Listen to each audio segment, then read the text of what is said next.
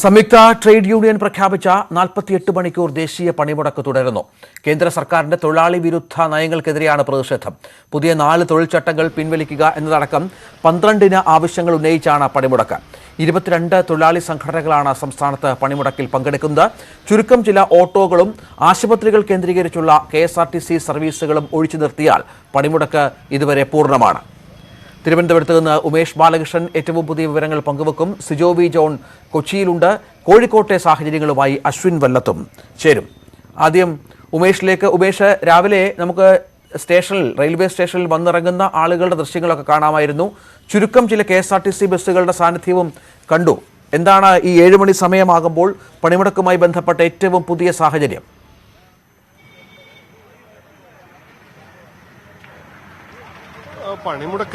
പണിമുടക്കിനോട് ഒരു അനുകൂലമായി തന്നെയാണ് ഇപ്പോൾ ജനങ്ങൾ പെരുമാറുന്നതെന്ന് വേണമെങ്കിൽ പറയാം. റെയിൽവേ സ്റ്റേഷനിൽ ഇറങ്ങുന്ന ആളുകൾ മാത്രമേ ഉള്ളൂ. റെയിൽവേ സ്റ്റേഷനിൽ എത്തുന്നവർക്ക് സഞ്ചരിക്കാൻ ചില ഓട്ടോകൾ പ്രീപെയ്ഡ് കൗണ്ടർ പ്രവർത്തിക്കുന്നില്ല എങ്കിൽ പോലും ചില ഓട്ടോകളുണ്ട്. അതുകൂടാതെ KSRTC ആശുപത്രികളിലേക്ക്, അതായത് RCC മെഡിക്കൽ കോളേജ് അടക്കമുള്ള ആശുപത്രികളിലേക്ക് പ്രത്യേക സർവീസ് നടത്തുന്നുണ്ട്.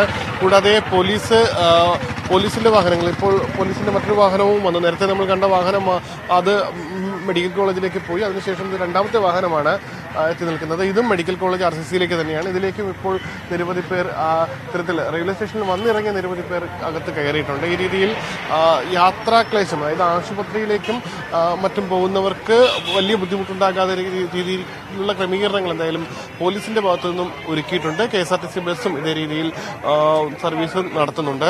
അതായത് ഒറ്റപ്പെട്ട സർവീസുകൾ മാത്രം. എന്തായാലും മറ്റ് സർവീസുകൾ KSRTC ഇതുവരെ ആരംഭിച്ചിട്ടില്ല. KSRTCയിൽ തന്നെ BMS യൂണിയൻ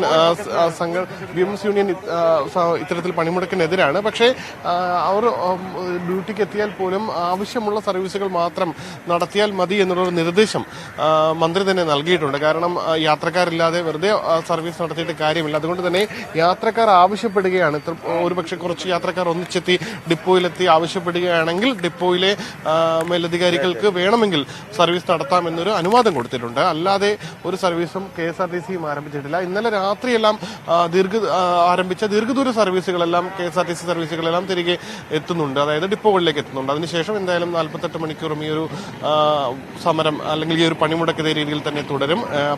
11 മണിക്ക് സംയുക്ത ട്രേഡ് യൂണിയന്റെ മാർച്ച് നിശ്ചയിച്ചിട്ടുണ്ട്. അതുകൂടാതെ പകൽ ഒരു നിശ്ചിത സമയത്ത് എന്തായാലും ഇതുമായി ബന്ധപ്പെട്ട് ട്രെയിൻ തടഞ്ഞ് ഉള്ള സമരത്തിലേക്കും പോകുമെന്നും പറഞ്ഞിട്ടുണ്ട്. എന്തായാലും നിരവധി പേർ ഈ രീതിയിൽ മെഡിക്കൽ കോളേജിലേക്കും മറ്റും അല്ലാതെ പോകാൻ നിൽക്കുന്ന കുറച്ച് പേരുണ്ട്. അവർക്ക് ഇത്തരത്തിലെ ഓട്ടോകളാണ് പോലീസ് അറേഞ്ച് ചെയ്ത് കൊടുക്കുന്നത്. ഓട്ടോകൾ വഴിയെ പോകുന്ന ഓട്ടോകളെല്ലാം പോലീസ് തടഞ്ഞു നിർത്തി അതിനുള്ള സൗകര്യങ്ങളൊക്കെ ഒരുക്കുന്നുണ്ട്. ചേട്ടാ, എങ്ങോട്ടാ പോകാൻ നിൽക്കുന്നത്? പൂവാറ് പോകാൻ. ഈ സമരമൊക്കെ അറിഞ്ഞിട്ടാണ് വന്ന് അത്യാവശ്യമായിട്ട് വന്നാണ് വണ്ടി വരാമെന്ന് പറഞ്ഞിട്ടുണ്ട്. വെയിറ്റ് ചെയ്യാം. എങ്ങോട്ടാ പോകാൻ നിൽക്കുന്നത്? വണ്ടി കിട്ടുമെന്ന് പ്രതീക്ഷിക്കുന്നു. പണിമുടക്കൊക്കെ അറിഞ്ഞിരുന്നല്ലോ അല്ലേ? അറിഞ്ഞിട്ടില്ല. തമിഴ്നാട്ടില് വളരെ കുറവായിരിക്കും അല്ലേ ഈ ഒരു അവിടെ അങ്ങനെ വാങ്ങണമല്ലോ സാറേ. ബസ്സൊക്കെ ഓടുന്നുണ്ടല്ലേ? എന്തായാലും കളിയാക്കള എത്തിയാലും മതി. അവിടുന്ന് പിന്നെ ബസ് ഉണ്ടാവും. എന്തായാലും തമിഴ്നാട്ടിൽ വലിയ രീതിയിൽ എന്തായാലും ബാധിക്കും. ഇല്ല. എന്തായാലും ഈ രീതിയിൽ അത്യാവശ്യ കാര്യങ്ങൾക്ക് വന്ന നിരവധി പേരുണ്ട്. എന്തായാലും അവർക്ക് ചിലർ സ്വയം തന്നെ ക്രമീകരണങ്ങൾ ഒരുക്കുന്നുണ്ട്. മറ്റുള്ളവർക്ക് ഇത്തരത്തിലെ ഓട്ടോറിക്ഷയെല്ലാം വഴിയെ പോകുന്ന ഓട്ടോറിക്ഷയെല്ലാം പോലീസ് തന്നെ തടഞ്ഞു നിർത്തി ഇത്തരക്കാരെ എത്തിക്കാനുള്ള നടപടികൾ നടത്തുന്നുമുണ്ട്. രഞ്ജിത്ത്, അതാണ് തിരുവനന്തപുരം തലസ്ഥാന നഗരത്തിലെ സാഹചര്യം. അതാണ് രാവിലെ കാര്യമായി തന്നെ ആളുകളുടെ സാന്നിധ്യമില്ല നിരത്തുകളിൽ എന്നുള്ളതാണ്. ട്രെയിനുകളിൽ വന്നിറങ്ങുന്ന യാത്രക്കാരുടെ മാത്രം സാന്നിധ്യമുണ്ട്. അവരെ ഒരുപക്ഷെ KSRTC ബസ്സുകളും മറ്റും ആവശ്യത്തിനനുസരിച്ച് മാത്രം സർവീസ് നടത്തുന്നു. കാര്യമായി സർവീസില്ല. സിജോ വി ജോൺ കൊച്ചിയിലുണ്ട്. സിജോ, മധ്യകേരളത്തിലെ പൊതുവെയുള്ള സാഹചര്യം എങ്ങനെയാണ്? എറണാകുളം ജില്ലയിലൊക്കെ തിരുവനന്തപുരത്തെ പോലെ തന്നെയാണോ? നിരത്തുകൾ പൊതുവെ ഒഴിഞ്ഞ സാഹചര്യമാണോ?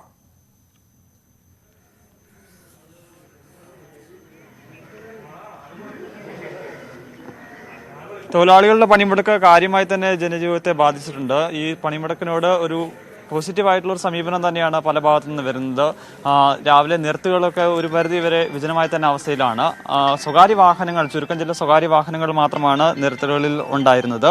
അതേസമയം ടാക്സി ആണെങ്കിൽ ഓട്ടോ മാത്രമാണ് സർവീസ് നടത്തുകയും ചെയ്യുന്നത്. മറ്റു വാഹനങ്ങളൊന്നും കാര്യമായി ഓടുകയും ചെയ്യുന്നില്ല. ഞാനിപ്പോൾ ഉള്ളത് KSRTC സ്റ്റാൻഡിലാണ്. ഇവിടെ നിന്ന് ഇന്ന് ഇതുവരെയും ഒരു ബസ് പോലും പുറപ്പെട്ടിട്ടില്ല. രാവിലെ ചുരുക്കം ചില ദീർഘദൂര സർവീസുകൾ ഇങ്ങോട്ട് എത്തിയിരുന്നു. അതിനുശേഷം ഇവിടെ നിന്ന് ഒരു ബസ് പോലും ഇതുവരെയും പുറപ്പെട്ടിട്ടില്ല. എന്തായാലും ജീവനക്കാർ എത്തുകയാണെങ്കിൽ ഈ സർവീസുകൾ നടത്തും എന്നുള്ളൊരു കാര്യമാണ് പറയുന്നത്. പക്ഷേ വലിയ രീതിയിലുള്ള തിരക്കില്ല.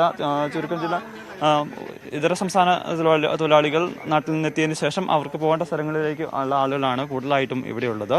എന്തായാലും കൊച്ചിയെ സംബന്ധിച്ചിടത്തോളം ഈ കടകളും ഒക്കെ രാവിലെ ഈ ചെറിയ തട്ടുകട, ചെറിയ ചായക്കട, അത്തരത്തിലുള്ള കടകൾ മാത്രമാണ് തുറക്കുകയും ചെയ്തിട്ടുള്ളത്. കൊച്ചി മെട്രോ സാധാരണ രീതിയിൽ തന്നെ സർവീസ് നടത്തുന്നുണ്ട്. ട്രെയിൻ ഗതാഗതത്തിലും കാര്യമായ പ്രശ്നങ്ങളില്ല.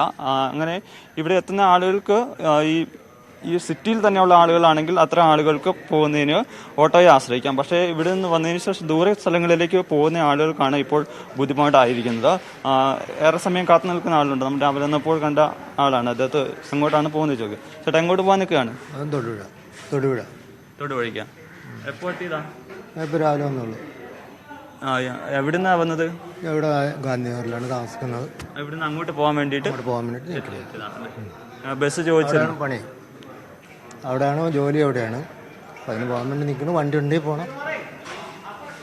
ചോദിച്ചിരുന്നോ? ബസ്സിന്റെ കാര്യം ചോദിച്ചിരുന്നോ? അവിടെ ചിലപ്പോൾ ഉണ്ടാവും എന്ന് പറയണം.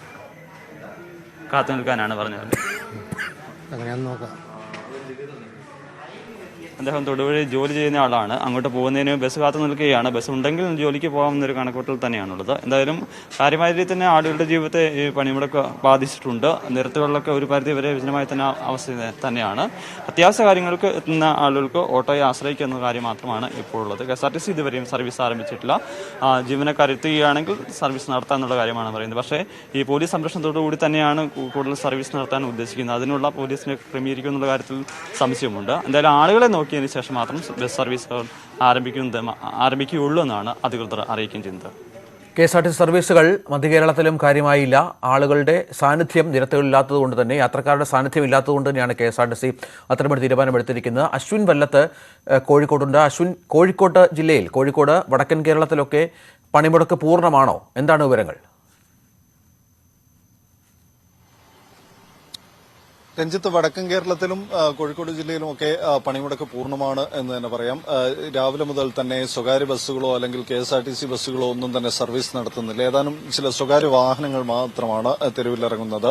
മാത്രമല്ല കടകളെല്ലാം പൂർണ്ണമായും അടഞ്ഞു കിടക്കുന്നു. ഒന്നും തന്നെ തുറക്കുന്ന ഒരു സാഹചര്യമില്ല. നേരത്തെ വ്യാപാരി വ്യവസായി ഏകോപന സമിതി പണിമുടക്കിനോട് സഹകരിക്കില്ല എന്ന് പറഞ്ഞിട്ടുണ്ടായിരുന്നെങ്കിൽ കൂടിയും വ്യാപാര സ്ഥാപനങ്ങൾ അടഞ്ഞു കിടക്കാൻ തന്നെയാണ് സാധ്യത എന്നറിയുന്നു. എന്നാൽ കൂടിയും ചിലയിടങ്ങളിൽ ഈ വ്യാപാരി വ്യവസായി ഏകോപന സമിതി അവരെടുത്ത നിലപാടിന്റെ ഭാഗമായി SM സ്ട്രീറ്റ് ഉൾപ്പെടെയുള്ള പ്രധാന വ്യാപാര കേന്ദ്രങ്ങളിൽ കടകൾ തുറക്കാനുള്ള സാധ്യതയുണ്ട്. പക്ഷേ അവിടെയും ഇവിടെയൊക്കെ ജോലി ചെയ്യുന്ന തൊഴിലാളികൾ അവർ പണിമുടക്കുകയാണ് എന്നുള്ള ഒരു സാഹചര്യം കൂടി കടയുടമകൾ പറയുന്നുണ്ട്. അതുകൊണ്ട് കടകൾ തുറക്കാനുള്ള സാധ്യത വളരെ കുറവാണ്. മാത്രമല്ല സ്വകാര്യ ബസ്സുകൾ കഴിഞ്ഞ ദിവസങ്ങളിലൊക്കെ സ്വകാര്യ ബസ്സുകൾ ഈ മേഖലയിലൊക്കെ തന്നെ പണിമുടക്കുകയായിരുന്നുകൊണ്ട് ജനജീവിതത്തെ കാര്യമായി തന്നെ ബാധിച്ചിരുന്നു. ഇന്നും ഇപ്പോൾ സ്വകാര്യ ബസ് സമരം ഇന്നലെ ഒത്തുതീർന്നെങ്കിൽ പോലും ഇനിയുള്ള 2 ദിവസങ്ങൾ കൂടി ആളുകൾക്ക് പൊതുഗതാഗതം ഉപയോഗിക്കാൻ കഴിയില്ല എന്നുള്ളൊരു സാഹചര്യം കൂടിയുണ്ട്.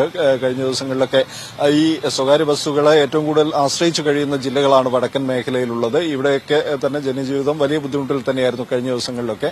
അതിനുശേഷം ഇപ്പോൾ KSRTC ബസ്സുകൾ കൂടി സർവീസ് നിർത്തുന്നു. ഇനി 2 ദിവസത്തേക്ക് KSRTC ബസ്സുകൾ കൂടി ഉണ്ടാവില്ല. KSRTCയുടെ കാര്യം ഇന്നലെ ആരംഭിച്ച സർവീസുകൾ മാത്രം, ദീർഘദൂര സർവീസുകൾ മാത്രം ഇന്ന് അവസാനിക്കുന്ന തരത്തിൽ ക്രമീകരിക്കുക മാത്രമാണ് ചെയ്തിരിക്കുന്നത്. ഇന്ന് ഒരു സർവീസ് പോലും കോഴിക്കോട് നിന്ന് പുറപ്പെട്ടിട്ടില്ല. അതുകൊണ്ട് തന്നെ ഒരുപക്ഷെ ഇതുമായി ബന്ധപ്പെട്ടപ്പോൾ KSRTC ഉദ്യോഗസ്ഥരുമായി ബന്ധപ്പെട്ടപ്പോൾ അവർ പറഞ്ഞത് പോലീസ് സംരക്ഷണയുണ്ടെങ്കിൽ സർവീസ് നടത്താം എന്നുള്ള കാര്യമാണ്. പക്ഷേ പോലീസ് സംരക്ഷണയുടെ കാര്യത്തിലൊന്നും ഇതുവരെ തീരുമാനമൊന്നും ആയിട്ടില്ല. രാവിലെ മുതൽ തന്നെ ആളുകൾ KSRTC ബസ് സ്റ്റാൻഡിലൊക്കെയുണ്ട്. നമ്മളിപ്പോൾ ഉള്ളത് മൊഫ്യൂസൽ സ്റ്റാൻഡിലാണ്. മൊഫ്യൂസൽ സ്റ്റാൻഡ് കഴിഞ്ഞ ദിവസങ്ങളിലെ പോലെ തന്നെ വിജനമാണ്. മൊഫ്യൂസൽ സ്റ്റാൻഡ് സ്വകാര്യ ബസ്സുകൾ സർവീസ് നടത്തുന്ന സ്ഥലമാണ്. ആളുകൾ ഏതാണ്ട് പണിമുടക്കിനെ കുറിച്ച് നേരത്തെ തന്നെ ധാരണയുണ്ടായിരുന്നു ഉണ്ടായിരുന്നു എന്ന് തോന്നുന്നു. അതുകൊണ്ട് ഇങ്ങോട്ടേക്ക് കൂടുതലായി ആളുകൾ ഒന്നും എത്തുന്ന ഒരു സാഹചര്യമില്ല. കൂടുതലും സ്വകാര്യ വാഹനങ്ങൾ, അതേപോലെ തന്നെ ചില ടാക്സി സർവീസുകൾ, അത്തരം കാര്യങ്ങളല്ലാതെ മറ്റു ഗതാഗത സൗകര്യങ്ങളൊന്നും തന്നെയില്ല. വ്യാപാര സ്ഥാപനങ്ങൾ പൂർണ്ണമായും അടഞ്ഞു കിടക്കുന്നു. ഓഫീസുകളിലും സ്ഥിതി സമാനമാവാൻ തന്നെയാണ് സാധ്യത. വരുന്ന മണിക്കൂറുകളിൽ അതുമായി ബന്ധപ്പെട്ട് പൊതുപണിമുടക്ക് സർക്കാർ ഓഫീസുകളെ എങ്ങനെ ബാധിച്ചു എന്നുള്ള കാര്യം അറിയേണ്ടതുണ്ട്. അതേപോലെ തന്നെ സ്വകാര്യ സ്ഥാപനങ്ങളിലും ഇതേപോലെ തന്നെയുള്ള സാഹചര്യമാണുള്ളത്. ചിലയിടങ്ങളിലെങ്കിലും തുറക്കും എന്നൊക്കെയുള്ള അറിയിപ്പുകൾ ഉണ്ടെങ്കിൽ പോലും എത്രത്തോളം തൊഴിലാളികൾ എത്തും എന്നുള്ള കാര്യത്തിൽ സംശയമുണ്ട്. പൊതുഗതാഗതം ഒന്നുമില്ലാത്ത ഒരു സാഹചര്യമാണ്. അതുകൊണ്ട് വടക്കൻ മേഖലയിൽ പണിമുടക്ക് അതിന്റെ ആദ്യ മണിക്കൂറുകളിൽ പൂർണ്ണമാണ് എന്ന് തന്നെ പറയാം. രഞ്ജിത്ത്, അതാണ് സാഹചര്യം. സംസ്ഥാനത്തുടനീളം പൊതുപണിമുടക്ക് പൂർണ്ണമാണ്.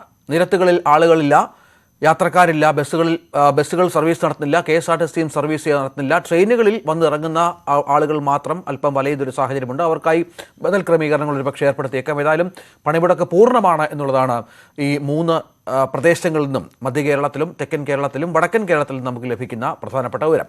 തിരിച്ചു വരാം ഇടവേളയ്ക്ക് ശേഷം. രാജ്യത്ത് ഇന്നും ഇന്ധനവില കൂട്ടി. പെട്രോൾ ലിറ്ററിന് 32 പൈസയും ഡീസലിന് 37 പൈസയും വർദ്ധിപ്പിച്ചു. കഴിഞ്ഞ 7 ദിവസത്തിനിടെ 6ാം തവണയും തുടർച്ചയായ 4ാം ദിവസവുമാണ് ഇന്ധനവില കൂടുന്നത്. 7 ദിവസം കൊണ്ട് പെട്രോളിന് 4 രൂപ 35 പൈസയും ഡീസലിന് 4 രൂപ 25 പൈസയുമാണ് വർദ്ധിപ്പിച്ചത്. സിൽവർ ലൈനെതിരായ പ്രതിഷേധം തുടരുന്നതിനിടെ വിഷയം സുപ്രീം കോടതി ഇന്ന് പരിഗണിക്കും. സർവേ തുടരാമെന്ന ഹൈക്കോടതി നിലപാട് ചോദ്യം ചെയ്തുള്ള ഹർജിയാണ് ജസ്റ്റിസ് MR ഷാ അധ്യക്ഷനായ ബെഞ്ച് പരിഗണിക്കുക. ആലുവ സ്വദേശി സുനിൽ ജെ അറക്കലിനാണ് സുപ്രീം കോടതിയെ സമീപിച്ചത്. സിൽവർ ലൈൻ പദ്ധതിക്കായുള്ള സർവേ നടപടികൾ ഉടൻ സ്റ്റേ ചെയ്യണമെന്നാണ് ഹർജിയിലെ ആവശ്യം. സർവേക്കെതിരെ സംസ്ഥാനത്ത് ശക്തമായ പ്രതിഷേധം തുടരുന്ന സാഹചര്യത്തിൽ സുപ്രീം കോടതി നിലപാട് നിർണായകമാകും. സാമൂഹിക ആഘാത പഠനത്തിന്റെ ഭാഗമായി സർവേ നടത്താമെന്നായിരുന്നു ഹൈക്കോടതി ഡിവിഷൻ ബെഞ്ചിന്റെ നിലപാട്. പദ്ധതിയുടെ DPR തയ്യാറാക്കിയത് എങ്ങനെയെന്ന് അറിയിക്കണമെന്ന സിംഗിൾ ബെഞ്ച് നിർദ്ദേശവും ഡിവിഷൻ ബെഞ്ച് റദ്ദാക്കിയിരുന്നു. എന്നാൽ ഭൂമി ഏറ്റെടുക്കൽ നിയമത്തിലെ വ്യവസ്ഥകൾ ലംഘിച്ചുകൊണ്ടാണ് സർവേ നടപടികൾ മുന്നേറുന്നതെന്ന് ഹർജിക്കാരൻ ചൂണ്ടിക്കാട്ടുന്നു. സാമ്പത്തിക ചെലവടക്കം ഘടകങ്ങൾ പരിശോധിച്ച ശേഷം മാത്രമേ പദ്ധതിക്ക് അന്തിമാനുമതി നൽകുകയുള്ളൂവെന്നാണ് കേന്ദ്ര സർക്കാർ ഹൈക്കോടതിയെ അറിയിച്ചിരുന്നത്. പദ്ധതിയുടെ പ്രായോഗികത സംബന്ധിച്ച ആശങ്ക റെയിൽവേ മന്ത്രി പാർലമെന്റിലും പങ്കുവച്ചിരുന്നു. ന്യൂസ് 18 ഡൽഹി.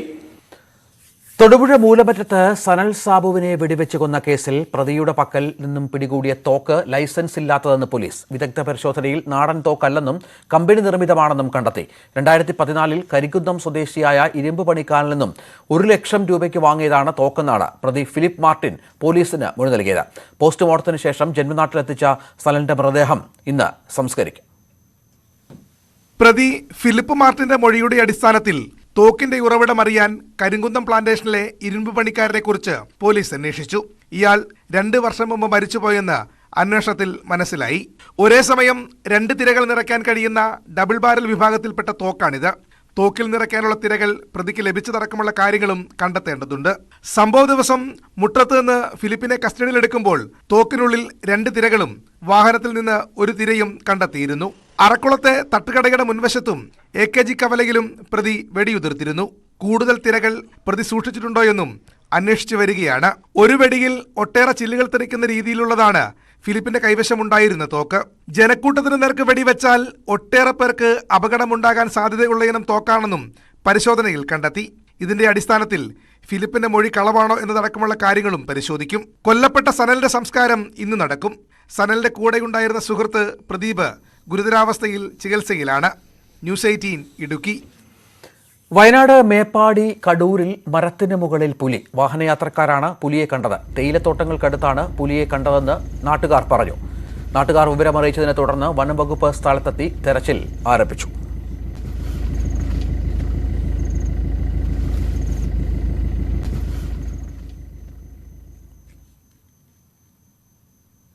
നടൻ മോഹൻലാലിന്റെ ഊട്ടിയിലുള്ള ബംഗ്ലാവിന് സമീപത്തെ വീട്ടിൽ പുലി കയറി. ഇന്നലെ പുലർച്ചെയാണ് സംഭവം. മുൻപും ഈ മേഖലയിൽ പുലി ഇറങ്ങിയിരുന്നു.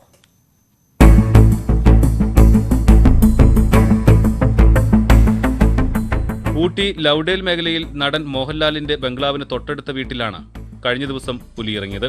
വീടിന്റെ കാർപോർച്ചിലും മറ്റും പുലി ഏറെ നേരം തമ്പടിച്ചു. മുൻപും ഇതേ വീട്ടിൽ പുലി കയറിയിരുന്നു. ഇവിടുത്തെ വളർത്തുനായിയെ അന്ന് പുലി പിടിച്ചിരുന്നതായി പ്രദേശവാസികൾ പറയുന്നു.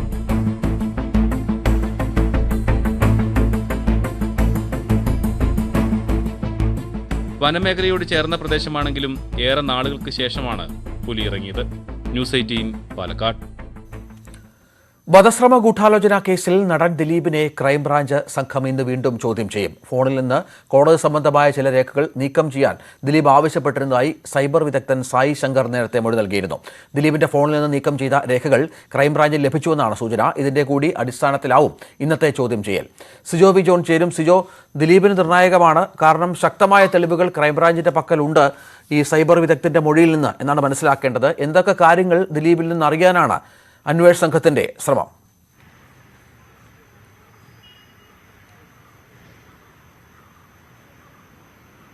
രഞ്ജിത്ത്, വധശ്രമ ഗൂഢാലോചന കേസിൽ ദിലീപിനെ തുടർച്ചയായി 3 ദിവസം നേരത്തെ ക്രൈംബ്രാഞ്ച് സംഘം ചോദ്യം ചെയ്തിരുന്നു. ഇതിന് ശേഷം മുൻകൂർ ജാമ്യം ദിലീപ് നേടുകയും ചെയ്തു.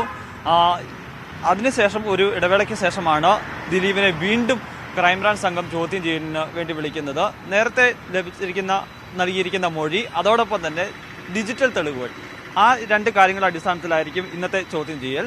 നേരത്തെ ദിലീപിന്റെ ചില മൊബൈലുകളിൽ നിന്ന് നിർണായകമായ വിവരങ്ങൾ ഡിലീറ്റ് ചെയ്യപ്പെട്ടതായി കണ്ടെത്തിയിരുന്നു. അതിൽ 12 പേർക്കായി അയച്ചിരിക്കുന്ന വാട്സപ്പ് സന്ദേശങ്ങളാണ്, 12 ഫോണുകളിലേക്ക് അയച്ചിരിക്കുന്ന വാട്സപ്പ് സന്ദേശങ്ങളാണ് നീക്കം ചെയ്തിരുന്നത്. അത് ക്രൈംബ്രാഞ്ച് സംഘം പലതും വീണ്ടെടുക്കാൻ സാധിച്ചിട്ടുണ്ട്. അത്ര സുപ്രധാനമായ ചില രേഖകളും വിവരങ്ങളും ഈ ഫോണിൽ നിന്ന് ലഭിച്ചുവെന്ന വിവരം തന്നെയാണ് ക്രൈംബ്രാഞ്ച് സംഘം വ്യക്തമാക്കുകയും ചെയ്യുന്നത്.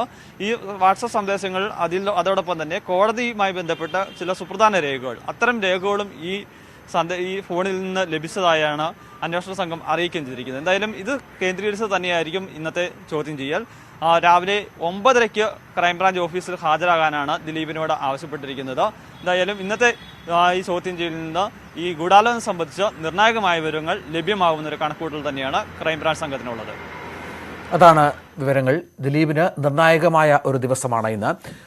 മറ്റൊരു വാർത്തയിലേക്ക് പോയാൽ, ഗോവ മുഖ്യമന്ത്രിയായി പ്രമോദ് സാവന്ത് ഇന്ന് സത്യപ്രതിജ്ഞ ചെയ്യും. ശ്യാമപ്രസാദ് മുഖർജി സ്റ്റേഡിയത്തിൽ രാവിലെ 11 മണിക്കാണ് ചടങ്ങ്. പ്രധാനമന്ത്രി നരേന്ദ്രമോദി, ആഭ്യന്തരമന്ത്രി അമിത്ഷാ, പ്രതിരോധ മന്ത്രി രാജ്നാഥ് സിംഗ്, BJP അധ്യക്ഷൻ JP നദ്ദ തുടങ്ങിയവരും BJP ഭരിക്കുന്ന 7 സംസ്ഥാനങ്ങളിലെ മുഖ്യമന്ത്രിമാരും ചടങ്ങിൽ പങ്കെടുക്കും. 10,000-ലധികം ആളുകളും സത്യപ്രതിജ്ഞാ ചടങ്ങിന് എത്തിച്ചേരുമെന്നാണ് കരുതുന്നത്. മുഖ്യമന്ത്രി പദത്തിൽ തുടർച്ചയായ 2ാം തവണയാണ് സാവന്ത് എത്തുന്നത്. 40 അംഗ നിയമസഭയിൽ 20 സീറ്റ് നേടിയ BJPയെ 3 സ്വതന്ത്രരും മഹാരാഷ്ട്രവാദി ഗോമന്തക് പാർട്ടിയിലെ 2 അംഗങ്ങളും പിന്തുണച്ചിട്ടുണ്ട്. പ്രധാനമന്ത്രിയുടെ പ്രശംസയിൽ അതീവ സന്തോഷത്തിലാണ് ആലുവ മൂപ്പത്തടം സ്വദേശി ശ്രീമൻ നാരായണൻ. മൻ കി ബാത്തിലൂടെയാണ് നാരായണനെ പ്രധാനമന്ത്രി പ്രശംസിച്ചത്. പക്ഷികൾക്ക് ദാഹജലം ഉറപ്പാക്കുന്ന ജീവജലത്തിനൊരു മൺപാത്രം പദ്ധതിയിലൂടെ ശ്രദ്ധേയനാണ് ശ്രീമൻ നാരായണൻ. ചുട്ടുപൊള്ളുന്ന വേനലിൽ ദാഹനീരിനായി വലഞ്ഞ പക്ഷിമൃഗാദികൾക്ക് വെള്ളമെത്തിക്കാൻ ശ്രീമൻ നാരായണേട്ടൻ നടത്തിയ ഇടപെടലാണ് പ്രധാനമന്ത്രിയുടെ മൻ കി ബാത്തിൽ പരാമർശമുണ്ടായത്. നാരായണേട്ടൻ ഇപ്പോൾ നമുക്കൊപ്പം ചേരുകയാണ്. എന്താണ് ഇങ്ങനെയൊരു പരാമർശം പ്രധാനമന്ത്രിയുടെ മൻ കി ബാത്തിൽ ഉണ്ടാവാൻ ഇടയാക്കിയ കാരണം? അതായത് വേനൽ കടുക്കുമ്പോൾ ജലസ്രോതസ്സുകളെല്ലാം വറ്റി ഈ പക്ഷികൾക്കൊന്നും വെള്ളം കിട്ടാതെയാവും. അങ്ങനെ ആവുമ്പോൾ വെള്ളം കിട്ടാതെ മരിക്കുന്ന സന്ദർഭങ്ങൾ പോലും ഉണ്ടായിട്ടുണ്ട്. ഒരിക്കൽ ഞാനൊരു ബസ്സിനിങ്ങനെ യാത്ര ചെയ്യുമ്പോൾ അതിൻ്റെ സൈഡിൽ ഇരിക്കുകയായിരുന്നു. ഒരു പക്ഷി താഴെ വീണ് എഴുന്നേക്കാനായിട്ട് പാടുപെട്ട് ആ ശ്രമം പാഴായിക്കൊണ്ടിരിക്കുന്ന കാഴ്ചകളുണ്ട്. അപ്പം ഞാൻ തൊട്ടടുത്തിരുന്ന ആളോട് ചോദിച്ചു, എന്താ ഈ പക്ഷിക്ക് പറ്റിയെന്ന് ചോദിച്ചു. അപ്പോൾ പറഞ്ഞത് വെള്ളം കിട്ടാനിട്ട്, വെള്ളം കുടിക്കാനിട്ടുണ്ട്. വെള്ളം കുടിക്കാനിട്ട്, അതെ. പിന്നെ വീണ്ടും ചോദിച്ചു കഴിഞ്ഞപ്പോൾ ഇതേമാതിരിയുള്ള ധാരാളം കാഴ്ചകൾ വേനൽ കടുക്കുമ്പോൾ കാണാറുണ്ട്. ആ കാഴ്ച ആയിരുന്നു എൻ്റെ പിന്നീടുള്ള യാത്രയിൽ മുഴുവൻ, എൻ്റെ മനസ്സ് മുഴുവൻ. അതായത് ഈ കാഴ്ച മനസ്സിൽ വല്ലാതെ സ്ട്രൈക്ക് ചെയ്തു അല്ലേ? അപ്പോ സ്വാഭാവികമായിട്ടും പിന്നെ എന്തായിരുന്നു ആ വേദനയിൽ നിന്നാണ് ഇതിനെന്തെങ്കിലും ചെയ്യണമല്ലോ എന്നുള്ള ഒരു വലിയ മാനസികമായ ആ ലക്ഷ്യം സാക്ഷാത്കരിച്ചത്. എന്താ? ജീവജലത്തിനൊരു മൺപാത്രം എന്ന പദ്ധതി ആവിഷ്കരിച്ചു. ആ ജീവജലത്തിനൊരു മൺപാത്രം എന്ന പദ്ധതി ആവിഷ്കരിച്ച് ആ പദ്ധതി മുഖാന്തരം മൺപാത്രങ്ങൾ പക്ഷികൾക്ക് കുടിക്കാനുള്ള വെള്ളം സംഭരിച്ചു വെക്കാനായിട്ട് വ്യാപകമായി വിതരണം ചെയ്തു. ഓരോ വർഷവും 10,000-കണക്കിന് മൺപാത്രങ്ങളാണ് സ്വന്തം ചെലവിൽ ആരോടൊന്നും വാങ്ങിക്കാതെ വിതരണം ചെയ്യാനായിട്ട് ഉൽപ്പാദിപ്പിച്ച് വിതരണം ചെയ്യുന്നത്. എത്ര വർഷം മുമ്പായിരുന്നു ഈ പ്രവർത്തനം ആരംഭിച്ചത്? ഇങ്ങനെ വിതരണം ചെയ്യുന്ന ഈ മൺപാത്രത്തിന് ഒന്നിന് എത്ര രൂപ വിലയാവും? ഈ സാമ്പത്തികം വലിയൊരു ബുദ്ധിമുട്ട് സൃഷ്ടിക്കുന്നുണ്ടായിരുന്നില്ലേ? എങ്ങനെയാണ് ഇതിനെയൊക്കെ തരണം ചെയ്തത്? അതായത് 9 വർഷം മുമ്പാണ് ഇത് ആരംഭിക്കുന്നത്. ഇപ്പോൾ 10 വർഷമായി. ഓരോ വർഷവും 10,000-കണക്കിന് മൺപാത്രങ്ങൾ വിതരണം ചെയ്യും. ഇപ്പോൾ 1 ലക്ഷത്തിലേക്ക് അത് എത്തുന്നു. ഇതിന് ഞാൻ എൻ്റെ സ്വന്തം പ്രയത്നത്തിന് കൊണ്ടുണ്ടാക്കിയ കാശ്, എൻ്റെ സ്വന്തം പ്രയത്നത്താൽ മാത്രമാണ് ഇതിന് ഫണ്ട് കണ്ടെത്തുന്നത്. എനിക്ക് ഹോട്ടലുണ്ട്, മറ്റുള്ള ബിസിനസ്സൊക്കെ വേറെയുണ്ട്. അപ്പോൾ ആ ബിസിനസ്സിൽ നിന്ന് കിട്ടുന്ന വരുമാനം, പിന്നെ എഴുത്തിൽ നിന്ന് കിട്ടുന്ന വരുമാനം, അങ്ങനെയുള്ള എല്ലാം കൂടി ഈ വക കാരുണ്യ പ്രവർത്തനങ്ങൾക്ക് വേണ്ടി മാറ്റി വെച്ചിരിക്കുകയാണ്. എൻ്റെ 3 മക്കളുണ്ട്. ആ 3 മക്കളും വളരെ പ്രോത്സാഹനം തരികയാണ്. അവർക്കൊന്നും കൊടുക്കണ്ട, അച്ഛൻ്റെ ഇഷ്ടം മാതിരി ചെയ്തോളാൻ തന്നെ അവർ പറഞ്ഞു. ആ ഒരു പിൻബലവും കൂടി ഇതിൻ്റെ ഈ പദ്ധതി മുമ്പോട്ട് കൊണ്ടുപോകാനായിട്ട് ഉണ്ട്. ഓരോ ദിവസവും എത്രത്തോളം മൺപാത്രങ്ങൾ ഇങ്ങനെ വിതരണം ചെയ്യും? വേനൽക്കാലത്താണ് ഇത് കൂടുതലായി വിതരണം ചെയ്യാറുള്ളത്. എത്രത്തോളം മൺപാത്രങ്ങൾ ഓരോ ദിവസങ്ങൾ വിതരണം ചെയ്യും? ഇത് വേനൽക്കാലത്തെ ഇതിൻ്റെ ആവശ്യമുള്ളൂ. മഴക്കാലത്തൊക്കെ ഇഷ്ടംമാതിരി വെള്ളം അവിടെ ഇവിടെയൊക്കെ ഉണ്ടല്ലോ. ജലാശയങ്ങളിൽ വെള്ളമുണ്ട്, ബാക്കിയുള്ള എല്ലാ സ്രോതസ്സുകളിലും വെള്ളമുണ്ടാവും. മൺപാത്രങ്ങൾ കൊടുക്കേണ്ടി വരുന്നത് ഈ ജലാശയങ്ങളൊക്കെ വറ്റിക്കഴിയുമ്പോൾ, വെള്ളം കിട്ടാതെ വരുമ്പോൾ അത് ടെറസിൻ്റെ മുകളിലും മതിലിൻ്റെ മുകളിലും മറ്റേ മരത്തിൻ്റെ മുകളിൽ പറമ്പിലെ ഒക്കെ ഇത് വെള്ളം നിറച്ച് വെക്കുമ്പോൾ അതുങ്ങൾക്ക് വെള്ളം കിട്ടും. അങ്ങനെയാണ് അത് ചെയ്യുന്നത്. ഇതിന് ഒരു പാത്രത്തിന് 30 മുതൽ 40 രൂപ വരെ ഒരു പാത്രത്തിന് വില വരും. അങ്ങനെ ആ വില കൊടുത്ത് വാങ്ങിച്ച പാത്രമാണ് നമ്മൾ ഇത് വിതരണം ചെയ്യുന്നത്. തൻ്റെ കർത്തവ്യം വളരെ ഭംഗിയായി നിർവഹിക്കുകയാണ് നാരായണേട്ടൻ. അതുതന്നെയാണ് പ്രധാനമന്ത്രിയുടെ മൻ കി ബാത്തിൽ നാരായണേട്ടനെ കുറിച്ച് പരാമർശമുണ്ടാവാൻ ഇടയാക്കിയതും. പ്രകൃതി മനുഷ്യന് വേണ്ടി മാത്രമുള്ളതല്ല, എല്ലാ ജീവജാലങ്ങൾക്കും കൂടി ഉള്ളതാണ് എന്ന് ഇദ്ദേഹം ഓർമ്മപ്പെടുത്തുകയാണ്. ക്യാമറമാൻ KP ധനേഷിനൊപ്പം സനോജ് സുരേന്ദ്രൻ, ന്യൂസ് 18 കൊച്ചി. കാസർഗോഡ് ജില്ല കടുത്ത വരൾച്ചയിലേക്ക്. പുഴകളെല്ലാം വറ്റി വരണ്ടു. പുത്തിഗൈ പുഴ പൂർണ്ണമായും വറ്റി. വേനൽ മഴ ലഭിച്ചില്ലെങ്കിൽ ജില്ല കടുത്ത ജലക്ഷാമത്തിലേക്കായിരിക്കും നീങ്ങുക.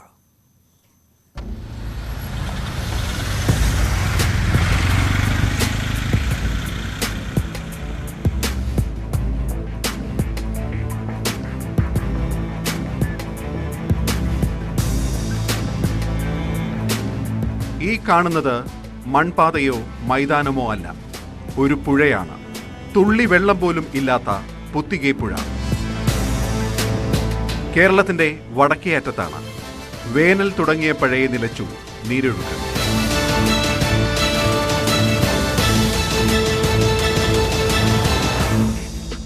തീരമെല്ലാം കൃഷിയിടങ്ങളാണ്. ജനങ്ങളുടെ ജീവനാശ്രയവും കൃഷി തന്നെ. വറ്റിവരണ്ട ഈ പുഴയിൽ പലയിടത്തും ആഴത്തിൽ കുഴി കുഴിച്ച് മോട്ടോർ ഉപയോഗിച്ച് വെള്ളമെടുത്താണ് ഇപ്പോൾ ഇവരൊക്കെ ജീവിക്കുന്നത്.